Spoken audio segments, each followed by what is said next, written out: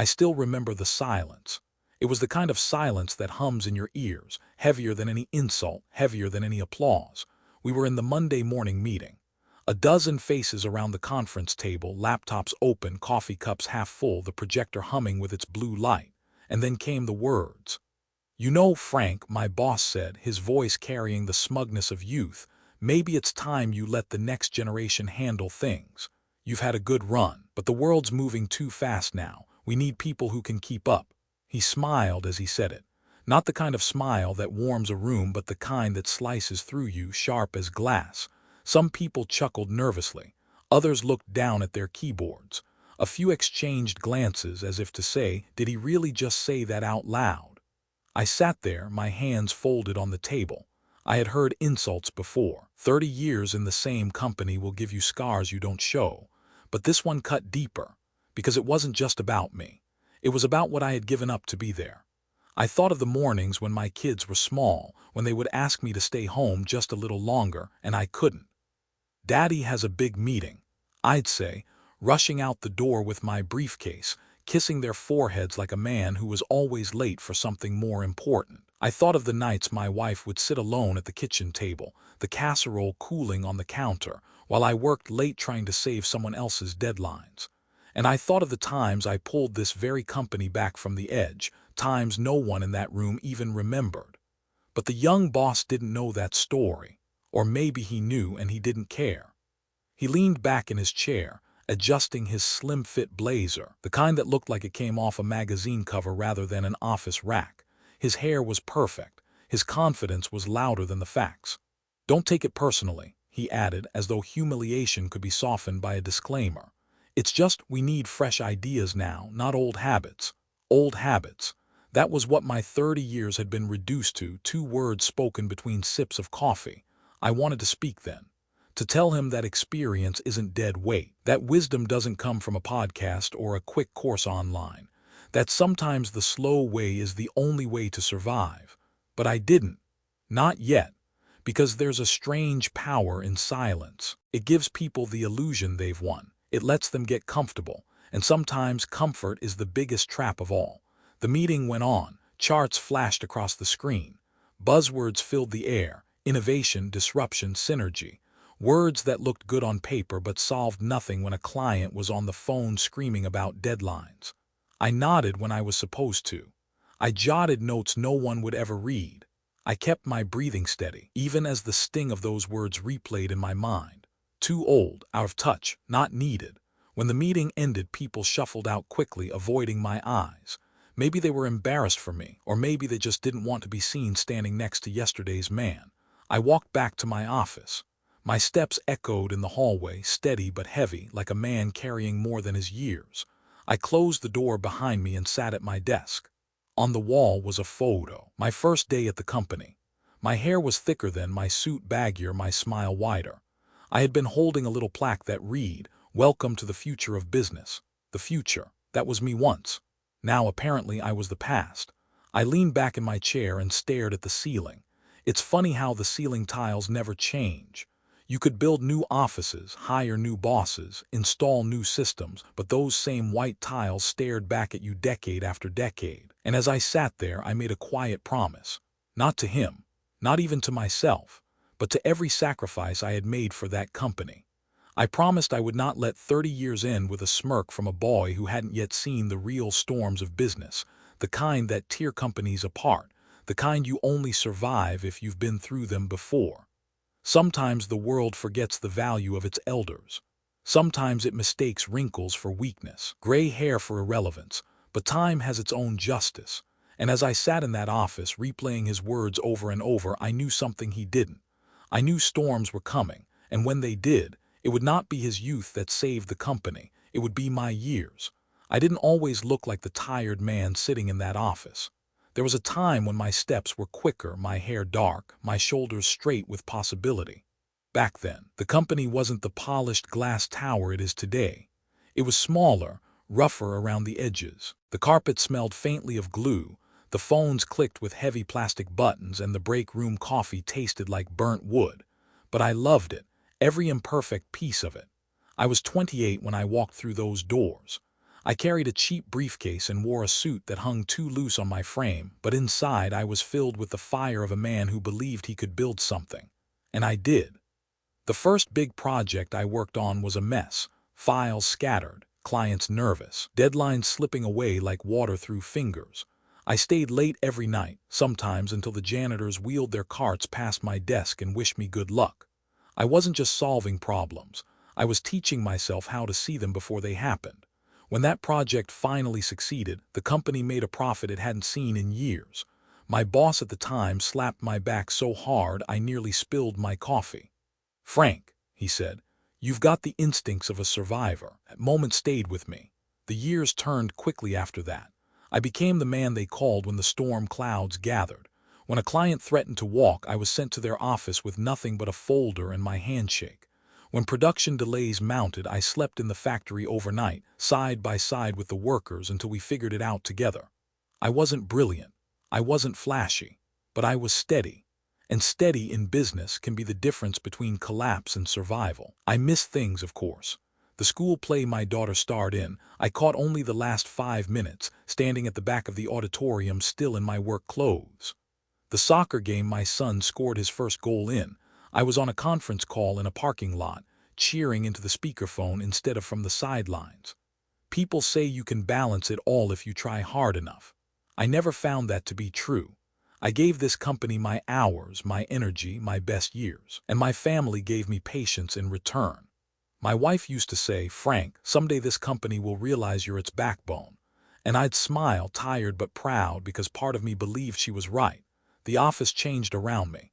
Fax machines became email, whiteboards became glowing screens, suits became hoodies and sneakers. The old managers retired one by one, their names slowly fading from the plaques on the wall. But I stayed. Not because I couldn't leave. Not because I didn't dream of slowing down. I stayed because I still believed in what we were building. And because when you've poured so much of yourself into something, walking away feels like erasing your own signature. There were victories I never spoke of out loud. Like the night I drove 3 hours through a snowstorm to meet a supplier who was ready to break a contract. I sat across from him in a diner, the smell of frying bacon in the air, and convinced him to give us another chance. That deal kept 200 people employed through the winter. Or the time a junior employee made a costly mistake. I covered for him, worked through the weekend to fix it, and never told anyone his name. Years later, he became a director. He still shakes my hand a little longer than necessary, as if he remembers. These moments weren't in the company newsletter. They didn't win awards or bonuses, but they mattered. They were the quiet bricks in the wall that kept the place standing. Now 30 years have passed. 30 years of keycards, deadlines, meetings that started too early and ran too long. 30 years of the same elevator ride, watching my reflection age in the steel doors. 30 years of carrying both the visible and invisible weight of keeping a company alive. And yet, all it took was one comment, one smirk from a young man in a tailored blazer, to make it seem as though those 3 decades were nothing more than dust on the shelf. I sat at my desk, remembering all this, and the anger I felt wasn't just about being insulted. It was about the erasure. The erasure of 30 years of loyalty, sweat, sleepless nights, and sacrifices no one saw. When you give so much of yourself to something, you expect, at the very least, to be remembered fairly. Instead, I was being told I was obsolete. And that, more than the insult itself, was what I couldn't forgive. The changes didn't come all at once. They never do. They arrive in small, almost invisible gestures. A seat shifted farther from the table, a glance exchanged between younger colleagues when you speak, a silence that falls a little too quickly after your suggestion. That's how I knew I was being pushed aside. Not with words, not with a formal announcement, but with absence, with the quiet removal of the space I had once filled. The first sign came on a Tuesday morning. I walked into the weekly planning session and found my chair missing, the one I'd sat in for 15 years, the same scuffed leather cushion molded to my frame. In its place was a smaller chair, set off to the corner like a spare. No one said anything. They just went on with the meeting. I sat down quietly, listening as they discussed projects I used to lead. My name was never mentioned. My opinion never sought. It was as if I had become part of the wallpaper, visible but not necessary. A week later, the conference invites stopped arriving in my inbox. I thought it was a mistake at first, some glitch in the system.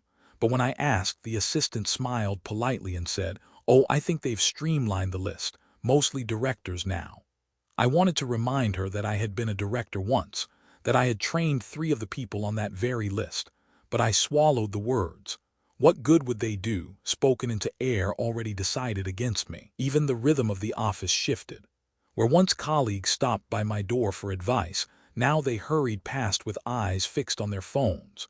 Laughter echoed from meetings I wasn't invited to. The younger managers clustered around the boss's office like satellites orbiting a sun, leaving me in shadow. My desk was moved, too. One morning I arrived to find my belongings packed neatly into boxes, framed photographs, a stack of notebooks, a jar of pens collected over years. A note taped to the box read, "Your new space is on the 3rd floor." The 3rd floor was quieter, farther from the heart of operations. A floor where half-empty cubicles stretched like abandoned shells, where printers hummed but conversations rarely sparked. I sat there surrounded by silence, staring at the framed photograph of my family, and wondered how it felt so much like exile. It wasn't just the physical distance, it was the erasure of trust. Projects that once bore my signature were now signed off by people who had been in high school when I was closing deals. Reports landed on my desk not for review but for filing. Tasks that had once required judgment and strategy were reduced to clerical chores. I told myself it didn't matter, that my worth wasn't tied to the titles or the meetings. But every day, another piece of my purpose was chipped away. I remember one afternoon in particular. The boss called for a brainstorming session on a new client pitch. I had ideas, good ones, grounded in the patterns I'd seen over decades. I walked into the room, eager to contribute. But before I could speak, the boss glanced at me and said, "Frank, why don't you just observe this time? Let the team handle it." The word observe stung. It reduced me from participant to spectator, from player to bystander. I sat there, watching as half-formed suggestions bounced around the table, suggestions that mirrored mistakes I had seen fail years before. My tongue ached with unspoken warnings, but I stayed quiet. I knew they didn't want to hear them. There is a unique kind of loneliness that comes not from being alone, but from being surrounded by people who no longer see you. I felt it in the cafeteria, where conversations dimmed when I walked by. I felt it in the elevator, where small talk evaporated into silence. I felt it in the hallways, where eyes slid past mine, searching for someone newer, shinier, more useful. And yet, every evening I still stayed late. Not because they asked me to, not because I was needed, but because I couldn't shake the habit of responsibility. I walked the rows of cubicles, checking small details no one else bothered with. I answered emails no one expected me to read. I told myself I was still part of it, even as the walls of the company closed tighter without me. To be cast aside is not always a loud dismissal. Sometimes it's a slow erasure. One meeting not attended. One chair replaced. One move down to a quieter floor. Piece by piece, until one day you realize you're no longer standing in the center of the story. You've been written into the margins. And as I sat in that empty office on the 3rd floor, listening to the faint hum of a printer down the hall, I knew this was no accident. This was deliberate. They were making room for a future that didn't include me. That night, I drove home later than usual. The highway lights blurred past my windshield, streaks of yellow against the dark, as if the world itself were hurrying while I lingered behind. The radio played softly, some old song I half recognized, but I wasn't really listening. My mind was still in that office on the 3rd floor, surrounded by silence and stacked boxes. By the time I pulled into the driveway, the house was quiet. The porch light glowed faintly, a familiar beacon, and for the first time all day I felt the ache of belonging. Inside, the smell of tomato sauce lingered in the kitchen. My wife was rinsing dishes at the sink, her hair tied back, the same way she had done on countless nights when I came home too late for dinner. "You're late again," she said, though not with anger, just with that tired, knowing tone. I kissed her cheek and sat at the table, the wood still warm from plates that had only just been cleared. "How were the kids?" I asked, though they weren't really kids anymore. She dried her hands and looked at me carefully. "Frank, you need to talk to them. They can see it. Something's wrong." So I did. A few minutes later, we were all gathered in the living room. The television flickered in the corner, sound turned low, casting blue light across the walls. My daughter sat curled on the couch with her laptop closed beside her, and my son leaned forward in the armchair, elbows on his knees. They didn't look like children anymore, not the way I still carried them in my memory. They were grown, with their own jobs, their own lives. But in that moment their faces carried the same worry they had when they were small and saw me come home looking defeated. I cleared my throat. Work's been different lately. They waited. My daughter tilted her head, my son frowned. My wife folded her arms and sat beside me as if to hold me steady with her presence. They've been moving me out, I said finally.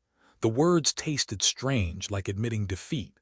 Not outright, not officially, but I can feel it. Meetings without me, decisions made without my voice, a new office away from everything. They are easing me out. The silence that followed was heavier than I expected. My son spoke first. Dad, maybe it's time. You've given them 30 years. You don't owe them more than that. I nodded slowly. I've thought about that. God knows I have. But my voice cracked when I continued. It's not just about owing, it's about meaning, about whether all those years still matter if I walk away now. My daughter reached for my hand. Hers was soft, warm, grounding. You matter, Dad, even if they don't see it anymore. To us, you always will. I smiled faintly, but it didn't settle the storm inside me. It's hard to explain, I said. It feels like I've been written out of my own story. Like I'm standing in the room, but the story keeps moving without me. My wife placed her hand over mine, too. You've carried that company longer than you should have. Maybe it's time you carried yourself instead. Her words were gentle, but I felt the edge beneath them. She had waited years for me to choose family over deadlines, dinners, and deals. And yet, even in her patience, she knew this decision wasn't simple. The old clock on the mantel ticked loudly in the pause that followed. I listened to its rhythm, steady and certain, as if mocking the uncertainty in my own heart. I tried to explain. When you've given something 3 decades, it isn't just work anymore. It's part of you. The walls, the faces, even the failures, they've all been stitched into my life. To walk away feels like tearing out a piece of myself. I looked at my children. Their eyes held sympathy but also practicality, the blunt honesty of a generation that didn't see work as identity the way my generation had. You deserve peace, my son said. You deserve more than late nights and ungrateful bosses. I knew he was right. And yet, I leaned back, staring at the ceiling where faint shadows from the television flickered like ghosts. I'm not done, I whispered. Not yet. I can't leave like this, like I'm some relic they boxed up and stored away. My wife squeezed my hand tighter. She didn't argue, though I knew she wanted to. She understood me too well. The kids exchanged glances but said nothing more. Perhaps they knew this was a battle I had to fight with myself first, before I could fight it with anyone else. That night when the house grew quiet and the lights dimmed, I sat alone in the living room. The air smelled faintly of lavender from the candle my wife had lit. The soft creak of the house settling wrapped around me. I thought of the boss's smirk, of the empty desk on the 3rd floor, of the project slipping through reckless hands. And I thought of the promise I had made to myself, to my family, to the years I could not let be erased. I wasn't ready to walk away. Not yet. It began with excitement. The kind that buzzes through a building like static, sharp and restless, carrying the promise of something big. Word spread that the new boss had landed a contract, one that would redefine the future of the company. His words, not mine. He paced through the halls with the swagger of a man who believed he'd just pulled gold from the earth. Global Tech, he announced at the staff meeting, his smile wide, his voice rising. We've secured a partnership with Global Tech. This is going to double our revenue in less than a year. Applause followed. Chairs squeaked as people leaned forward, eager, hungry for the vision he painted. I clapped too, softly, though the sound died quickly in my hands. Because even as he spoke, my stomach tightened. I'd heard of Global Tech. Anyone in this business long enough had. They were big, yes, giants with money to burn, but they were also ruthless. Contracts with them came with strings, and those strings were often pulled tight around the necks of smaller partners. I had seen it before. 20 years ago, another firm I knew signed with them. At first, profits soared. But within 2 years, the smaller company was drained, its resources overextended, its staff laid off, its name swallowed whole by the giant. I knew the pattern. I had lived long enough to recognize the trap. In the days that followed, I read the contract carefully. The glossy pages were filled with numbers that looked beautiful on the surface: upfront capital, aggressive growth targets, expansion promises. But beneath the shine were the hooks, deadlines so sharp they could bleed a team dry, penalties that tripled if even one milestone was missed, clauses that gave global tech the right to walk away at the first sign of weakness while keeping every cent of the investment. It was a deal written for giants, not for us. I tried to warn him. One afternoon I caught him in the hallway outside his office. "Do you have a minute?" I asked. He glanced at his watch, already impatient. "Make it quick, Frank." I held up the folder. "This contract, it looks good on paper, but global tech doesn't play fair. Their timelines are brutal, their penalties worse. I've seen companies choke under this exact deal. If we commit, we'll be stretched thinner than we can handle." He smirked, the same way he had in that first meeting when he told me I was outdated. "Frank, with all due respect, you're thinking like it's 1995. We can't afford to be cautious. This is how business works now. You move fast or you get left behind." I pressed once more.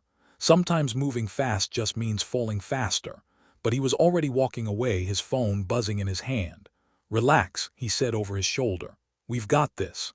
The office erupted in a flurry of activity after that. Teams were reassigned, projects restructured. The younger managers buzzed like bees, intoxicated by the promise of growth. I watched from the sidelines as deadlines were set, unrealistic ones, designed for machines, not people. I saw employees leave at midnight with tired eyes and return at dawn with coffee-stained shirts.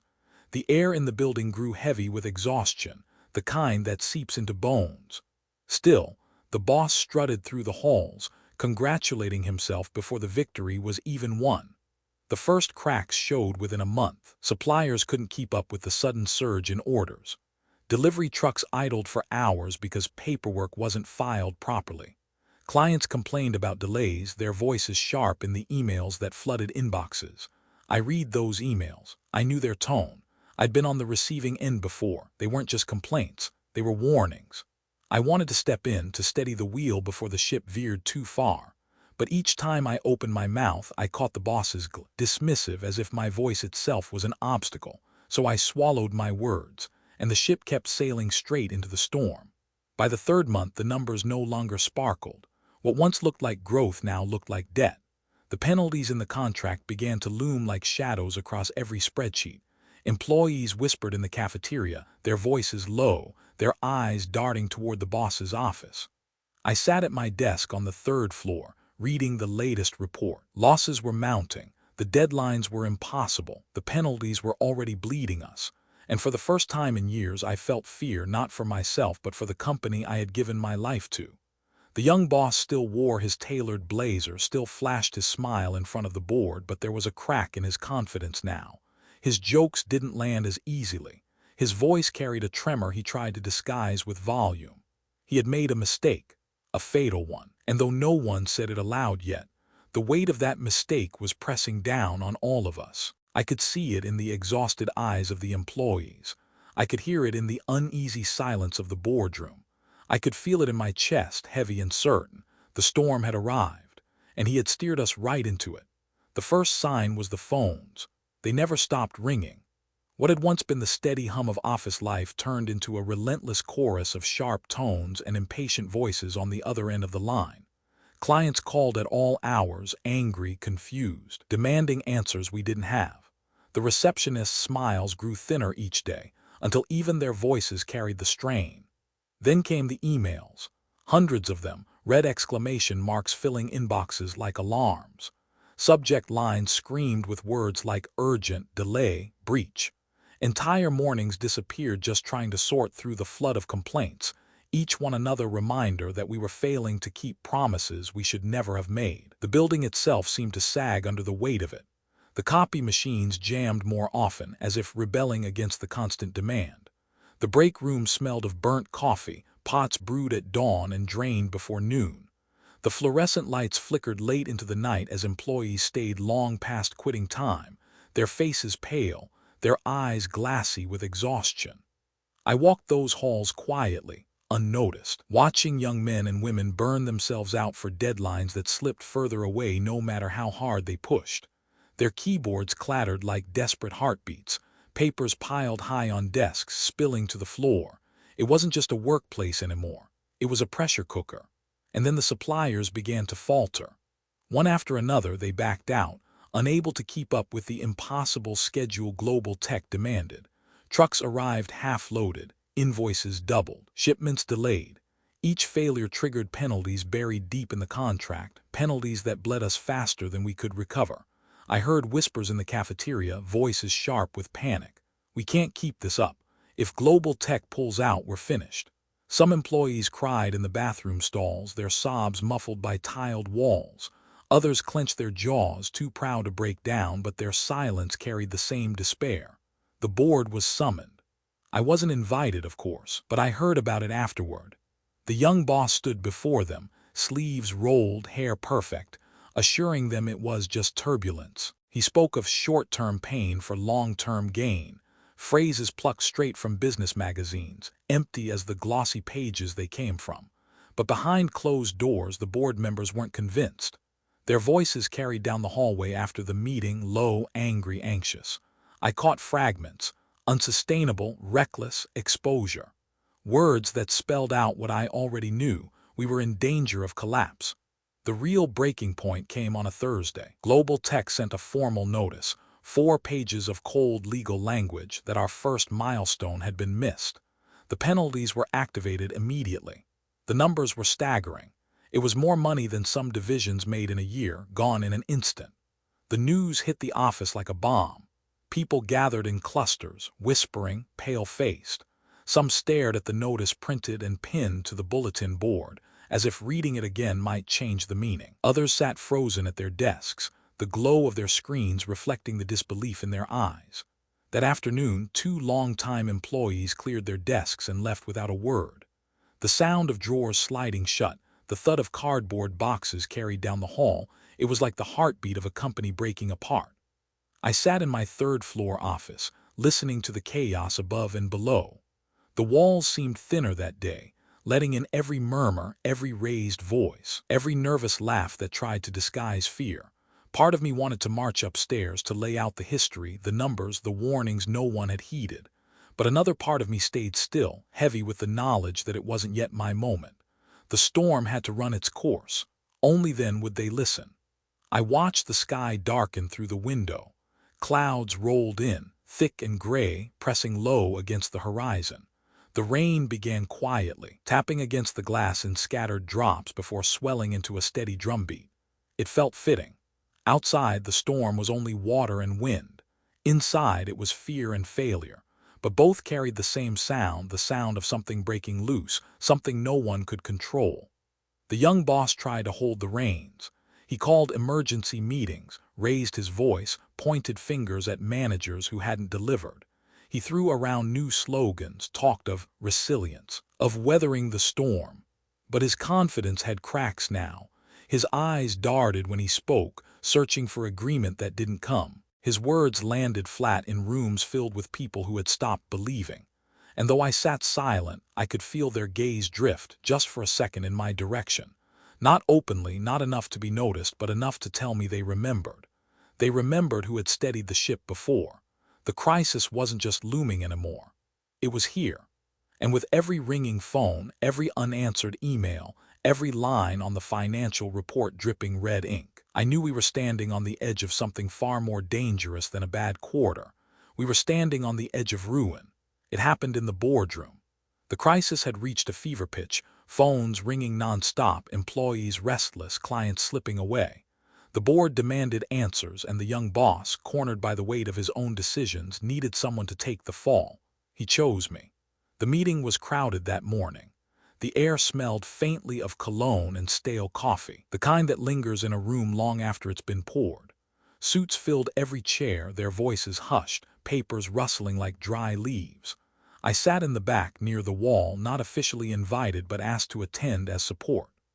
The young boss stood at the head of the table, sleeves rolled, jaw tight. His voice carried a forced steadiness as he presented the latest numbers, losses sharper, deadlines missed, penalties mounting. His eyes avoided the charts, though, darting instead from face to face, searching for sympathy. When the silence grew too long, he cleared his throat. "There's been resistance inside the company," he said, "some reluctance to adapt, certain people holding on to outdated methods, creating doubt that slowed us down, that hesitation cost us precious time." And then his gaze landed on me. It was not subtle. Every head in the room turned, following the invisible thread of blame he had cast. I felt their eyes settle on me, heavy as stones. Some looked uncomfortable, others almost relieved, as if my name being spoken spared theirs. I stayed still, hands folded on the table, heartbeat steady in my chest. I had seen this play before. When the fire gets too hot, leaders look for water, even if it means drowning someone else.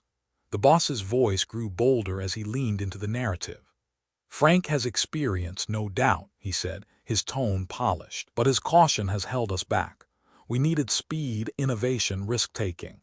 Instead, we had warnings, hesitation, fear of change. That kind of thinking doesn't work anymore. Not in this climate." The words landed like blows: warnings, hesitation, fear, as though wisdom were weakness, as though the years I had carried this company on my back were nothing but dead weight dragging us down. One of the board members, a man with silver hair and sharp eyes, leaned forward. "Are you saying this is Frank's fault?" The boss didn't answer directly. He smiled, that practiced politicians smile, and spread his hands. "I'm saying we can't afford to move forward with old habits. If we want survival, we need a new way of thinking. Everyone must be accountable." Everyone. But his eyes never left me. I could have spoken then. I could have reminded them of the warnings I'd given, the contract clauses I had flagged, the risks I had begged them to reconsider. I could have produced the folder still sitting on my desk upstairs, filled with dates, notes, and memos that proved my words were ignored. But I didn't, not yet, because I knew the truth. In that moment, no one wanted facts. They wanted relief. They wanted a scapegoat they could nod toward and say, "There, that's the problem." So I let the silence stretch. Around the table, murmurs began. One woman tapped her pen against her notepad, frowning. Another man whispered something to his neighbor, eyes flicking in my direction. I heard words like legacy, old guard, stubborn. They washed over me, familiar and bitter. The boss seized the momentum. "This is why I've been pushing for change," he said. "We can't let fear dictate strategy. The hesitation of one person cannot drag down an entire company. We have to move forward." His voice rose with conviction, almost triumphant now, as though he had solved the mystery of our collapse. And the board, weary and desperate for a lifeline, began to nod. I felt something stir inside me then, not anger, not yet. Something quieter, something heavier. It was the weight of betrayal, not just by him, the young man who never listened, but by the very institution I had served for 30 years. An institution that would rather erase me than confront the truth of its own choices. My chest tightened, my breath shallow. I stared at the polished wood of the table, tracing the faint scratches with my eyes. Scratches left by countless meetings, countless decisions, countless men and women who had come before, some remembered, most forgotten. Was this to be my place among them? Scratched out, forgotten, blamed. When the meeting ended, the boss walked past me without a glance. The board members followed, some offering tight smiles, others avoiding my eyes altogether. I remained in my chair, the room emptying around me, the echo of their footsteps fading into silence. For a long time I didn't move, and then slowly I rose. I gathered my jacket, my pen, the small notebook I always carried. My hand lingered on the back of the chair, the wood still warm from the hours of judgment passed in that room. I whispered to myself, not loud enough for anyone else to hear, "That's enough." The words hung in the air, quiet but steady. I knew then what I had to do. The night after the boardroom humiliation, I couldn't sleep. I lay awake in the dim light of the bedroom, my wife breathing softly beside me, the steady rhythm of her rest a contrast to the storm circling in my chest. Every time I closed my eyes, I heard his voice again, resistance, hesitation, fear. Words twisted into weapons aimed at me. At some point I rose quietly, careful not to wake her. I slipped into my study, the small room at the back of the house where old boxes lined the shelves. The air smelled faintly of paper and dust, that dry, brittle scent of years stored away. I turned on the desk lamp. Its glow was soft, golden, spilling across the floor like a path. I followed it to the bottom shelf, and I began to dig. Most people throw things away. Memos, reports, emails, once a project ends, they vanish into trash bins or forgotten servers. But not me. I had always kept records, not out of paranoia but out of habit. 30 years of crises teach you that memory alone can't be trusted. Paper remembers what people forget. So I kept copies of contracts, of emails, of warnings sent and ignored. Every file dated, labeled, stacked neatly into folders, then tucked into boxes. That night I pulled them out one by one. The cardboard scraped against the wood floor as I dragged them into the light. My hands, though older, moved with precision. I knew what I was looking for: the global tech contract, the memos I had written, the notes from meetings where I raised my voice only to be silenced. I found them all. I spread the papers across the desk, the edges curling, the ink faded slightly with time. The pages whispered against each other as I turned them, a chorus of the past reminding me that I had not imagined it. There it was, my email to the boss weeks before the deal was signed, warning of the impossible timelines. Another memo highlighting the penalty clauses, meeting notes where I underlined the word unsustainable. I traced the words with my finger, the ink rough beneath my touch, proof, not just of my foresight but of his disregard. The silence of the house pressed in around me. Outside, the wind rattled the branches against the window, a low tapping like impatient fingers. Inside, the lamp buzzed faintly, the only sound besides my steady breathing. For the first time in weeks, I felt something shift inside me. Not defeat, not despair, resolve. I knew this wasn't just about me. It wasn't about saving face or proving a point.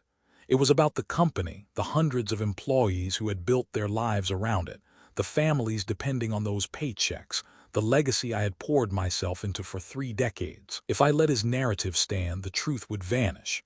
I would be remembered as the old man who clung too long, the one who dragged the company down.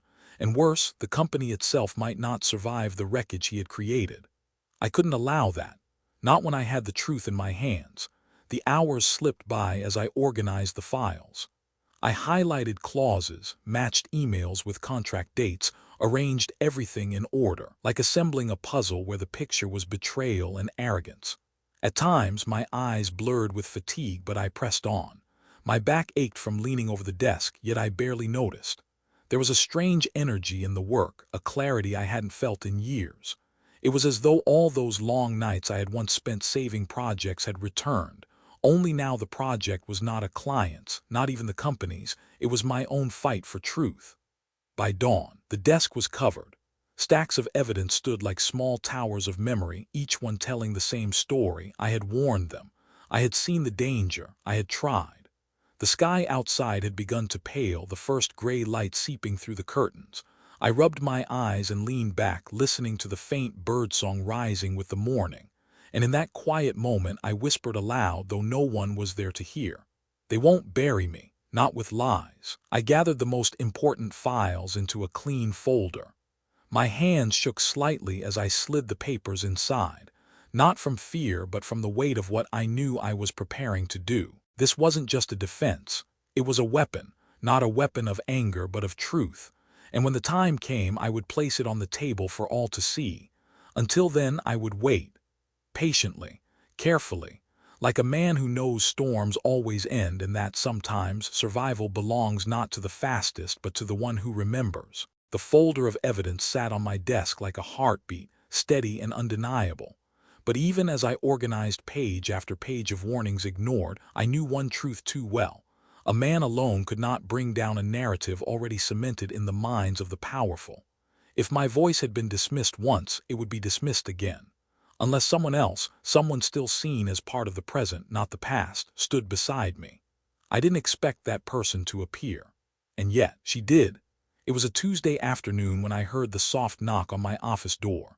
The third floor was usually quiet, but that day the sound echoed down the empty corridor, tentative, almost apologetic. I looked up. A young woman stood there, Emma, from the finance department. Early 30s, sharp eyes behind modest glasses, a folder clutched tightly to her chest. I had known her only in passing, exchanging polite nods in the elevator, but little more. "Mr. Harris," she said softly, stepping inside. "Do you have a minute?" Her tone carried a weight that told me this wasn't a casual visit. She sat across from me, the chair squeaking under her nervous shifting. For a moment she didn't speak, only traced her finger along the edge of her folder. Then she looked up, eyes steady despite the tremor in her hands. "I don't know who else to talk to," she said, "but I can't stay quiet anymore." She opened the folder, and papers spilled across my desk, spreadsheets, invoices, penalty notices from Global Tech. My breath caught as I scanned them. The numbers were worse than I had realized. "We're bleeding money," she whispered. "The projections they're showing the board, they're not accurate. They've been smoothing over the losses, delaying reports, hiding penalties. It's worse than anyone knows." Her voice shook, but her eyes did not. I leaned back slowly, studying her. "Why come to me?" I asked. She swallowed hard. "Because you warned them, I remember. In that first meeting you raised your concerns. Everyone else brushed you aside, but I heard you. And now," she gestured at the papers between us, "now it's happening exactly the way you said it would." For a moment I didn't answer. I watched the way her hands trembled slightly as she clasped them together, the way her shoulders lifted and fell with uneven breaths. She wasn't here for ambition. She was here because her conscience wouldn't let her stay silent. That alone made her rare. I spread her documents alongside mine. Side by side, the picture became undeniable. My memos and emails, her financial reports, they told the same story from different angles. The arrogance of the young boss had not just damaged us, it was destroying us. Emma looked at me, her voice steadier now. "If we don't do something, the company won't survive another quarter. People will lose their jobs, families will suffer. I can't let that happen." I nodded slowly, the weight of her words pressing into me. For weeks, I had felt like a ghost in my own company, erased and ignored. But now, across from me, sat proof that I wasn't invisible. Someone still saw me. Someone believed me. And with belief came the first spark of hope. We spoke for hours, the daylight fading into dusk as the lamp on my desk cast long shadows across the walls. She explained the patterns she had uncovered, the subtle manipulations buried in financial statements. I showed her the memos, the warnings, history of Global Tech's predatory contracts. Piece by piece, we wove together a tapestry of truth. When she finally rose to leave, her expression carried both fear and resolve. "They'll come after us if they find out," she said quietly. "Maybe," I answered, "but the truth is bigger than fear, and if we stand together, they'll have to listen." After she left, I sat alone again in the dim room, the folders spread wide across the desk. But the silence felt different now. Not empty, not isolating, shared. Because for the first time since this nightmare began, I wasn't carrying the burden alone. I thought of the younger employees burning themselves out upstairs, unaware of how close the floor beneath them was to crumbling. I thought of the board clinging to numbers fed to them like candy too sweet to question. And I thought of Emma, brave enough to risk her own position for the sake of truth.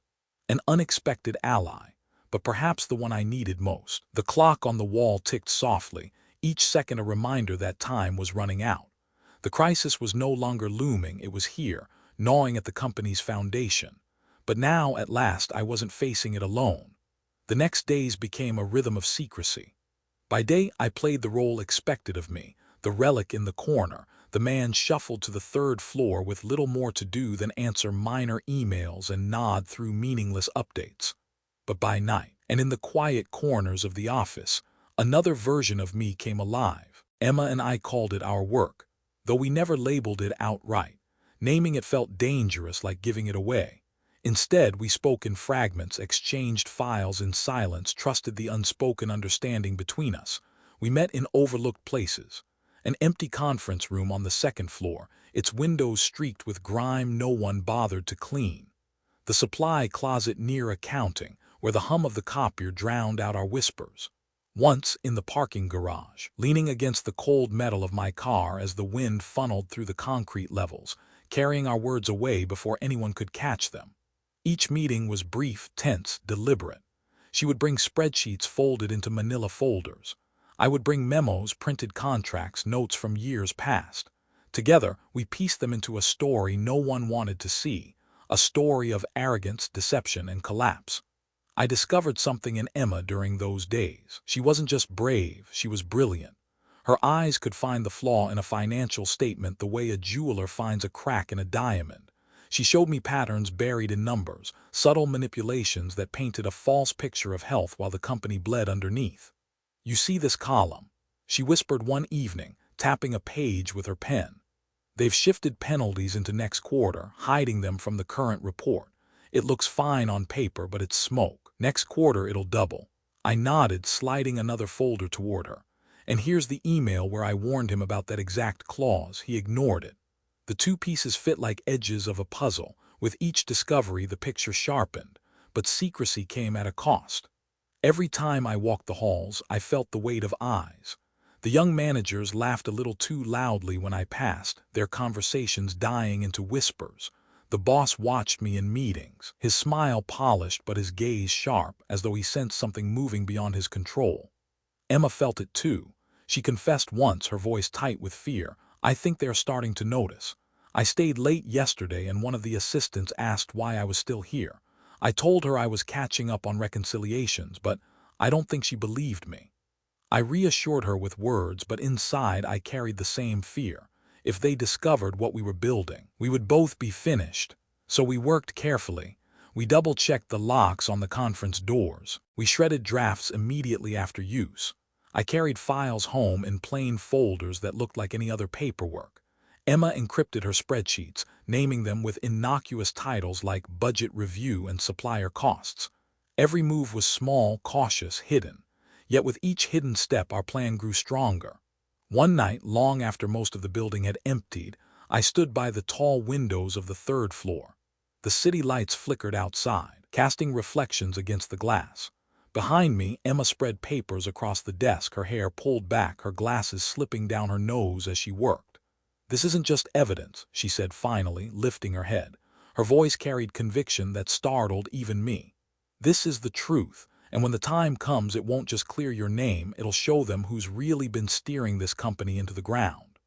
I looked at her, at the determination etched across her young face, and something stirred inside me. For weeks I had felt erased, cast aside, silenced. But here in the quiet glow of lamplight, I saw myself reflected back, not as the relic, not as the scapegoat, but as the man who still had something to give. We mapped the steps carefully. First, consolidate everything, emails, contracts, financials, into one airtight package. Then identify the right moment. It couldn't be rushed. The truth needed the right stage, the right audience. A board meeting, perhaps, or a quarterly review.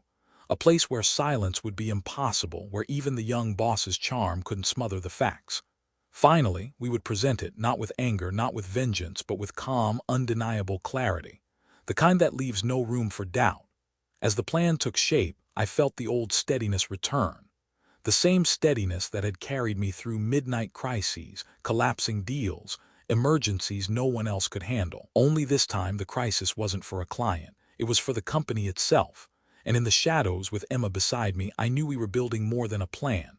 We were building the truth into something no one could ignore. The plan wasn't just about gathering evidence. It was about timing, about patience, about waiting for the right moment to pull back the curtain when everyone was watching. Emma and I understood that. We had the files, the memos, the doctored financial reports, the timelines that contradicted every promise the boss had made. We had enough to cut through his speeches like glass. But truth, I'd learned, wasn't enough by itself. It needed a stage. And so quietly we built one. We started by planting questions. Emma would drop a subtle remark during casual meetings, something small, something that seemed like curiosity rather than challenge. "Did anyone notice the penalties from global tech haven't appeared in this quarter's report?" Or, "I thought the delivery invoices were higher than last year. Did we account for that?" She asked them with the innocence of a junior analyst, not the sharpness of an accuser, and people nodded, frowned, scribbled notes. Doubt began to ripple beneath the surface, faint but present. Meanwhile, I did my part in quieter ways. I made myself visible in the halls again, not as the relic they had cast aside, but as the man who still listened. When employees grumbled, I didn't silence them. I nodded, asked questions, remembered their names. Slowly, their complaints began to reach me first. It was as if the cracks in the company's walls were guiding the noise toward me, and I let it come. The young boss didn't see it. He was too busy shining the spotlight on himself. He strutted into boardrooms with glossy slides, painting rosy pictures of recovery. He spoke of strategic resilience and innovative adaptation. Words polished like stones, smooth and meaningless. He threw parties for the management team, lunches with champagne, glossy brochures handed out with slogans about the bright future ahead. He doubled down on charm even as the numbers screamed collapse. Confidence became his mask, and the mask blinded him. One evening, Emma and I sat in my office, the glow of the desk lamp spilling across stacks of papers. The building was almost empty, the hum of the heating system the only sound around us. She leaned over the desk, her voice low. "Is presenting to the board next week. The quarterly review. That's it, isn't it? That's when we show them." I nodded slowly. "He'll think he has the room, he'll think he's untouchable. That's when the trap closes." I could see the flicker of unease in her eyes, but also determination. She knew, as I did, that there would be no second chance. If we misstepped, if the evidence wasn't airtight, we wouldn't just fail, we'd be finished. The days leading up to the meeting stretched long, tense. I moved through the office like a man carrying two lives. On the surface, I played my old role, silent and steady, answering the small tasks assigned to me, staying out of the way. But beneath it, every moment was weighted with preparation. Emma refined the spreadsheets, cross-checking numbers until her eyes blurred. I rewrote notes, highlighted key passages, built the narrative as carefully as an architect laying bricks. We rehearsed how the reveal might unfold, not in dramatic accusations, but in simple, undeniable facts, laid out one after another until the truth spoke louder than any voice. And still, the boss basked in his illusion. I passed his office one afternoon and saw him laughing with a group of younger managers, his blazer tossed across the back of his chair, his hand slicing the air as he promised them bonuses once the global tech partnership hit full stride. They laughed with him, eager, clinging to the shine. But I saw the fatigue in their eyes, the nervous shifting of their hands. Doubt had begun to take root, and no amount of champagne or slogans could rip it out. The night before the review, I stayed late in the office alone.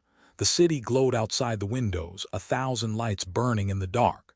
I spread the folders across the desk one last time, checking every detail, every date, every signature. I touched the papers the way a craftsman touches his tools, not with fear but with reverence. These weren't just documents. They were the record of truth, the quiet voice of 30 years finally given form. I closed the folder, slid it into my briefcase, and sat in the stillness. Tomorrow the mask would crack. Tomorrow the boy who thought he could outpace time would face the weight of it. And tomorrow, in front of the very people who had nodded as I was cast aside, I would no longer be silent. The trap was set. The boardroom was colder than usual that morning. Not in temperature, the heating vents hummed softly, but in atmosphere. The air itself seemed taut, stretched thin like a string pulled to breaking. The long mahogany table gleamed under the overhead lights. Water pitchers sat untouched. Notepads lay open in front of polished suits, pens lined up neatly like soldiers waiting for orders. Around the room, the board members shifted in their chairs, their faces pale from weeks of bad reports. I sat near the end, not at the table but just behind, in one of the guest chairs meant for staff. My place in the shadows. My briefcase rested by my feet, the folder inside heavier than anything I had ever carried. The chairman had asked me to attend for historical context, nothing more, an observer with a long memory. The young boss entered with his usual swagger, though his confidence had frayed at the edges. His smile was wide but too practiced, his shoulders squared a little too stiffly. He set down his laptop with a flourish and launched into his presentation as if charm alone could hold the crumbling walls of the company.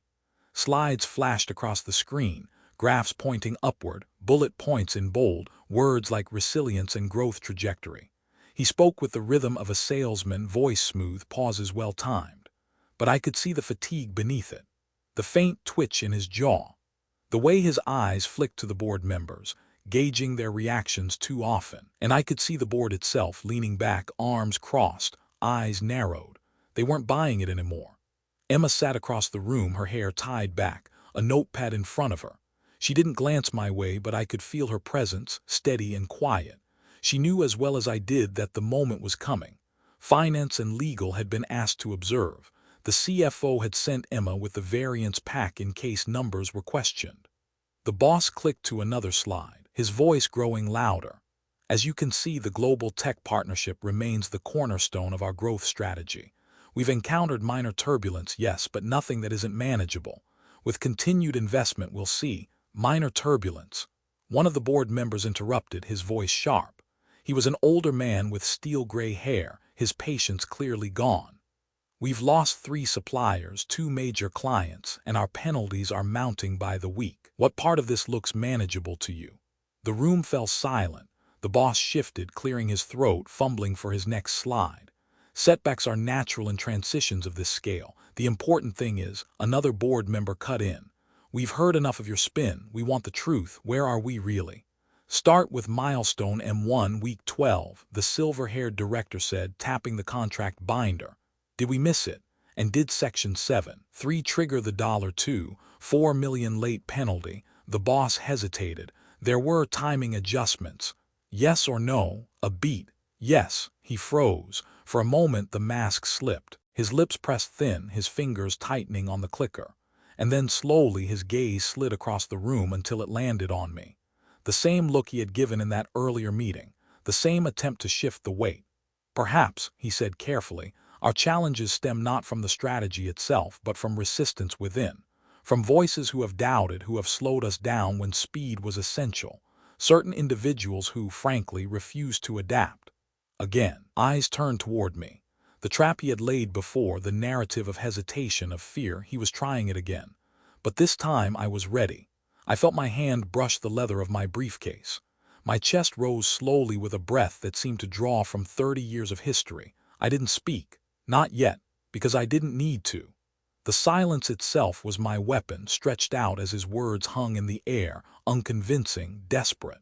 Board members glanced between us now, between the smooth young man at the head of the table and the older figure sitting quietly at the edge. Doubt rippled again, sharper this time. He cleared his throat, raising his voice. We can't afford to cling to the past. We must move forward decisively. And that means, but his words faltered. Because in that moment, Emma shifted. She slid a document onto the table in front of her, not loudly, not dramatically, just enough for the nearest board member to notice. It was one of the spreadsheets. The real numbers the variance analysis finance had prepared for the CFO. The man leaned forward, eyes narrowing as he scanned the page. Then another document appeared, slid from one board member to the next. Whispers began, pens scribbled, eyebrows rose. The boss faltered mid-sentence, his voice cracking. What is that? Quarter-to-date variances and penalty accruals, the director said without looking up. Section 7.3 as asked. The room had turned. I reached down, unlatched my briefcase and placed the folder on the table beside me. My hand rested on it lightly, the way a conductor rests his hand before the first note of a symphony. Not yet, I thought, not yet. The moment was coming. And when it did, the weight of truth would no longer sit quietly by my feet. It would stand in the center of the room, undeniable, unshakable. And the boy who had mocked my years would finally face them. The silence before I spoke was heavier than any noise. The young boss's words still hung in the air, brittle, collapsing under their own weight. The board members leaned over the papers Emma had slid forward, whispers sharp and clipped, pens scratching in the margins. I rose slowly. The chair legs scraped against the polished floor, a sound that cut through the murmurs. All eyes turned toward me. For weeks I had been the man in the corner, forgotten, cast aside. Now the room waited, watching. I placed my hand on the folder beside me. My fingers lingered on the leather for a moment, as though touching not just paper but the weight of 30 years. Then I opened it. The sound of the clasp snapping echoed like a crack of thunder. I pulled out the first document and laid it flat on the table. An email dated months earlier. My words, written clearly. The proposed timelines are unrealistic. Risk of penalties is high. Proceeding under these terms could endanger company stability. I slid it toward the board. Their eyes tracked the page. A few faces tightened. This, I said, my voice calm, steady, was sent weeks before the global tech deal was signed, ignored. I set down another page, a memo, numbers highlighted in yellow, clauses underlined in red, unsustainable, hazardous, catastrophic if unchecked. And this, presented at the preliminary review meeting, noted, then dismissed. The boss shifted at the head of the table, his smile faltering. That's taken out of context, he said quickly, his voice rising. We had to move fast. I held up a hand, not to silence him but to steady the moment. No context can erase the truth of numbers. Emma slid forward another document. The financial reports she had uncovered, penalties deferred, losses hidden, projections twisted into illusions. The pages rustled as they moved from hand to hand, board members leaning closer, eyes narrowing with each line they read. I spoke not with anger but with clarity. For 30 years I've seen deals like this. I've watched companies rise and fall on contracts that looked golden but carried poison in the fine print. I tried to warn you, not once, not twice, repeatedly, but my words were ignored. My gaze swept the table, not accusing but firm. This isn't about resistance to change. This isn't about fear. This is about arrogance. About charging forward without listening, without caution, without respect for the very experience that could have saved us. The boss stepped forward, his face flushed. This is sabotage. He's bitter, clinging to the past. He wants me to fail because he couldn't keep up. His voice cracked, too loud, too desperate. And in the silence that followed, the papers in front of the board spoke louder than either of us. I laid down the final piece, a side-by-side chart Emma and I had prepared. On one side, the promises he had made to the board, deadlines, revenue projections, growth percentages. On the other, the actual numbers, each one bleeding red, each one proof of collapse. I didn't embellish. I didn't raise my voice. I simply let the truth stand. This, I said quietly, is the difference between illusion and reality, between speeches and survival. The room shifted. Board members exchanged glances, sharp and urgent. One leaned back in his chair, exhaling through clenched teeth. Another shook her head slowly, as if seeing the company's future unravel before her eyes. The boss tried again, his words tumbling out in a rush. "You can't trust him. He's biased. He's been undermining me from the start." But the board no longer looked at him. They looked at me. For the first time in months, perhaps years, I felt their eyes, not as judgment, not as dismissal, but as recognition. They saw me, not the relic, not the scapegoat, the man who had carried the company through storms long before this one. I let the silence stretch. The papers spoke for themselves, the weight of ink and evidence heavier than any speech I could give. Finally, I said, "I didn't come here to win an argument. I came here to protect what we built. You asked for the truth. Now you have it." And then I stepped back, leaving the documents spread across the table like a mirror they could no longer avoid. The young boss stood rigid, his hands gripping the edge of the table, knuckles white. His mask had cracked, and beneath it was fear. The room belonged to the truth now, and the truth was not on his side. The silence before I spoke was heavier than any noise. The young boss's words still hung in the air, brittle, collapsing under their own weight. The board members leaned over the papers. Emma had slid forward, whispers sharp and clipped, pens scratching in the margins. I rose slowly. The chair legs scraped against the polished floor, a sound that cut through the murmurs. All eyes turned toward me. For weeks I had been the man in the corner, forgotten, cast aside. Now the room waited, watching. I placed my hand on the folder beside me. My fingers lingered on the leather for a moment, as though touching not just paper but the weight of 30 years. Then I opened it. The chairman gave a brief nod for me to proceed. The sound of the clasp snapping echoed like a crack of thunder. I pulled out the first document and laid it flat on the table. An email dated months earlier. My words written clearly: the proposed timelines are unrealistic. Risk of penalties is high. Proceeding under these terms could endanger company stability. I slid it toward the board. Their eyes tracked the page. A few faces tightened. "This," I said, my voice calm, steady, "was sent weeks before the global tech deal was signed. Ignored." I added quietly, "Legal and the CFO were CC'd. Timestamped the morning the draft contract was circulated." I set down another page, a memo, numbers highlighted in yellow, clauses underlined in red: unsustainable, hazardous, catastrophic if unchecked. And this, presented at the preliminary review meeting, noted, then dismissed. The silver-haired director traced a line with his finger, pre-signing 2 weeks before execution. The boss shifted at the head of the table, his smile faltering. "That's taken out of context," he said quickly, his voice rising. "We had to move fast." I held up a hand, not to silence him but to steady the moment. "No context can erase the truth of numbers. The context," I added, tapping the header, "is the full email chain and the meeting minutes attached to this memo." Emma slid forward another document, the financial reports she had uncovered, penalties deferred, losses hidden, projections twisted into illusions.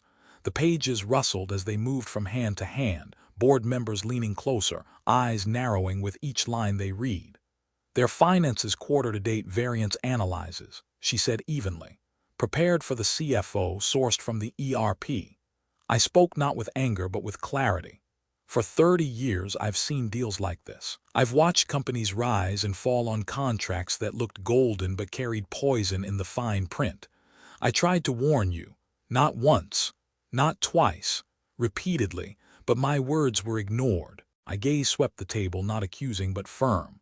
This isn't about resistance to change. This isn't about fear. This is about arrogance, about charging forward without listening, without caution, without respect for the very experience that could have saved us. The boss stepped forward, his face flushed. This is sabotage. He's bitter, clinging to the past. He wants me to fail because he couldn't keep up. His voice cracked, too loud, too desperate. And in the silence that followed, the papers in front of the board spoke louder than either of us. "Are these audited?" someone asked. The CFO cleared his throat. "Preliminary but accurate to date, penalty accruals under Section 7, 3 included." I laid down the final piece, a side-by-side chart Emma and I had prepared. On one side, the promises he had made to the board, deadlines, revenue projections, growth percentages. On the other, the actual numbers, each one bleeding red, each one proof of collapse. A red marker circled M1 at week 12 and the $2. 4 million trigger under Section 7, 3. I didn't embellish, I didn't raise my voice, I simply let the truth stand. "This," I said quietly, "is the difference between illusion and reality, between speeches and survival." The room shifted. Board members exchanged glances, sharp and urgent. One leaned back in his chair, exhaling through clenched teeth. Another shook her head slowly, as if seeing the company's future unravel before her eyes. The boss tried again, his words tumbling out in a rush. "You can't trust him. He's biased. He's been undermining me from the start." But the board no longer looked at him. They looked at me. For the first time in months, perhaps years, I felt their eyes, not as judgment, not as dismissal, but as recognition. They saw me. Not the relic, not the scapegoat, the man who had carried the company through storms long before this one. I let the silence stretch. The papers spoke for themselves, the weight of ink and evidence heavier than any speech I could give. "Finally," I said, "I didn't come here to win an argument. I came here to protect what we built. You asked for the truth. Now you have it." And then I stepped back, leaving the documents spread across the table like a mirror they could no longer avoid. The young boss stood rigid, his hands gripping the edge of the table, knuckles white. His mask had cracked, and beneath it was fear. The room belonged to the truth now, and the truth was not on his side. The meeting ended in fragments, papers gathered in haste, chairs pushed back too roughly, footsteps echoing down the hall as board members hurried out to call lawyers, auditors, and clients. Before they cleared the doorway, the chairman announced an immediate independent audit, the formation of a temporary controls committee, and the young boss placed on administrative leave pending review. The young boss slipped out last, his shoulders hunched, his once bright confidence extinguished. No one followed him. No one stopped him. He left as quietly as a shadow at dawn. When the door closed behind him, the air in the boardroom shifted. The storm was over, but its aftermath lingered, raw and fragile. The table still held the weight of everything that had been exposed, and in the silence that followed, eyes turned back toward me. "Stay a moment," the chairman said. "We'll need your counsel as we stabilize operations." I felt their gaze differently this time, not with pity, not with suspicion, but with something that had been missing for so long: respect. One of the board members, the silver-haired man who had first spoken up, approached me. His hand, firm and deliberate, rested on my shoulder. "You saved us today," he said simply. His voice carried no theatrics, just the gravity of truth. He added, almost as an instruction more than a request, "Please advise the interim committee through quarter end." Others nodded, their faces solemn. Not all would say the words aloud, but I could see it in their expressions. Acknowledgement long overdue.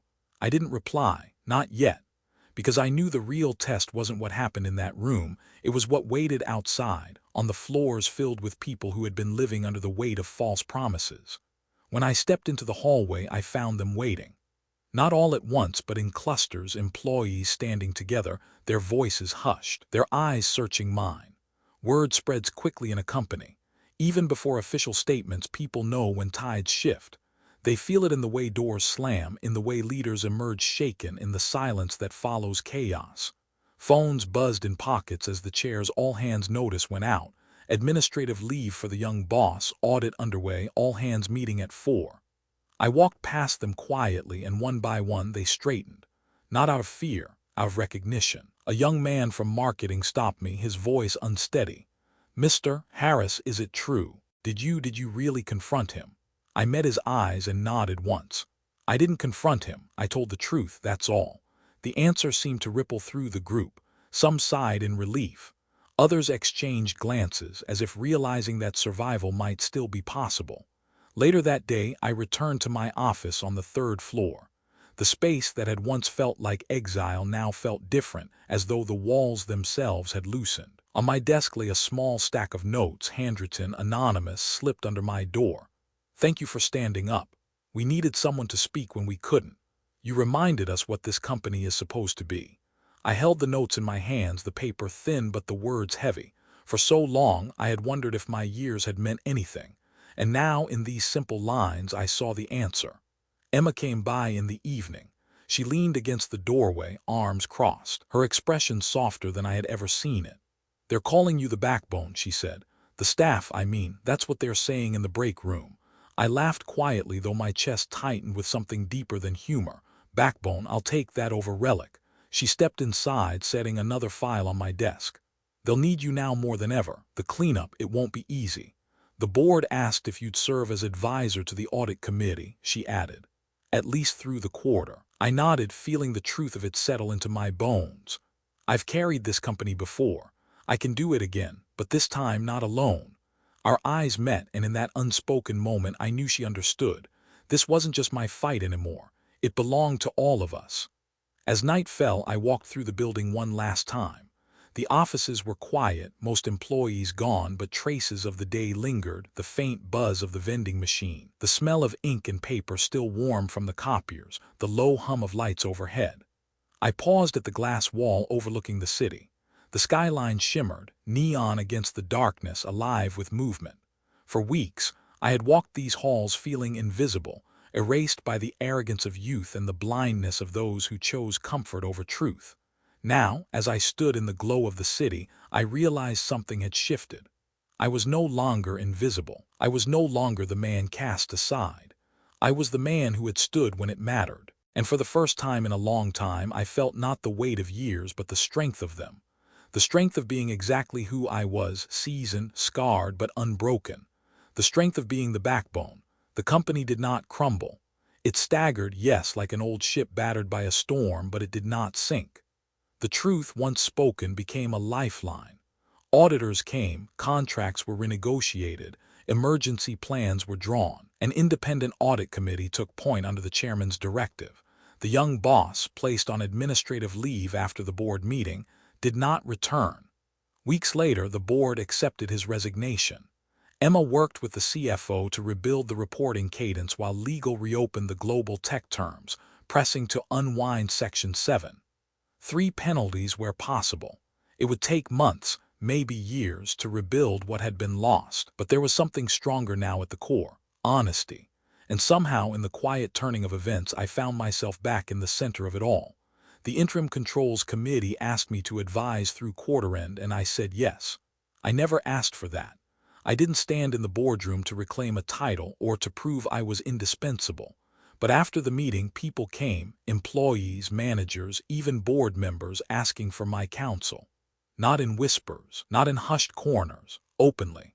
The same hands that once waved off my warnings now reached out for guidance. The same voices that dismissed me now leaned in to listen. It was strange at first. To be respected again after being erased for so long felt like stepping into sunlight after years underground. The warmth was welcome, but it stung too, reminding me of the cold I had endured. At home, the shift was even clearer. My wife looked at me differently in the evenings, softer, prouder, as though the lines of worry on her face had eased. She didn't have to say it out loud. I could feel it in the way she lingered at the kitchen table with me, in the way her hand rested longer on mine. My children, grown now, yet still my children, called more often. One night my son said quietly, "Dad, I saw what you did. You didn't just save the company. You reminded everyone who you are." And my daughter, her voice warm over the phone, told me, "I've never been prouder, not because you fought, but because you fought with grace."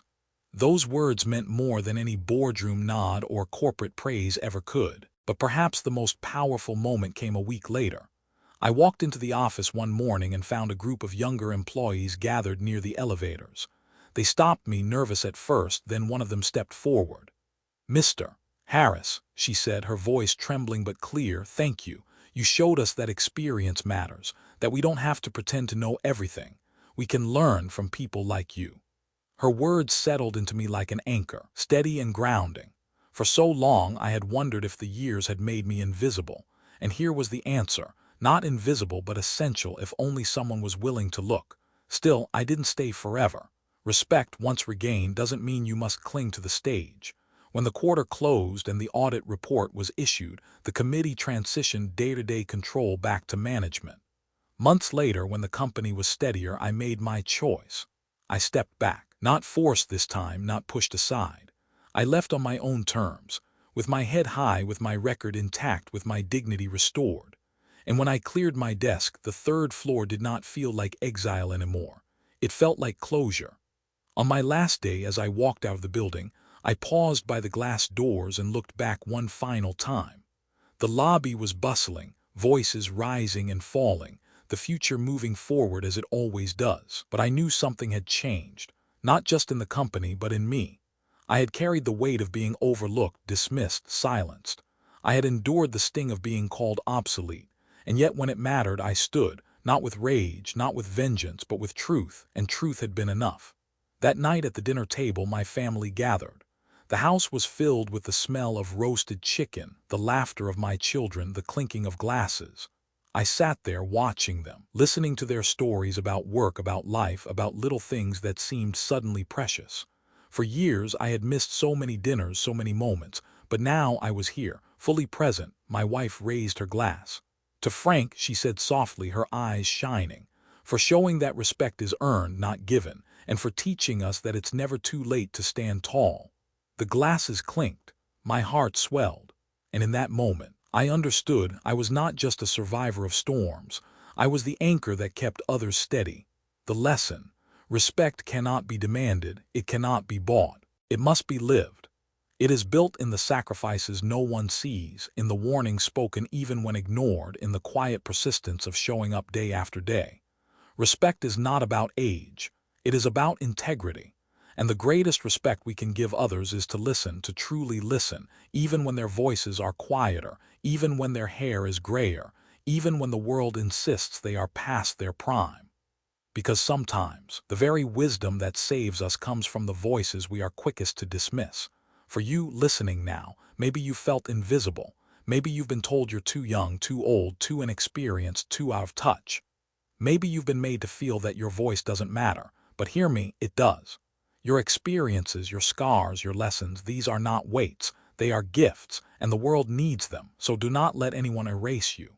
Do not let arrogance, or ignorance, or fear silence the truth you carry. Stand, even if your voice shakes, even if they dismiss you at first, stand, because one day when the storm breaks, your steadiness may be the very thing that saves others.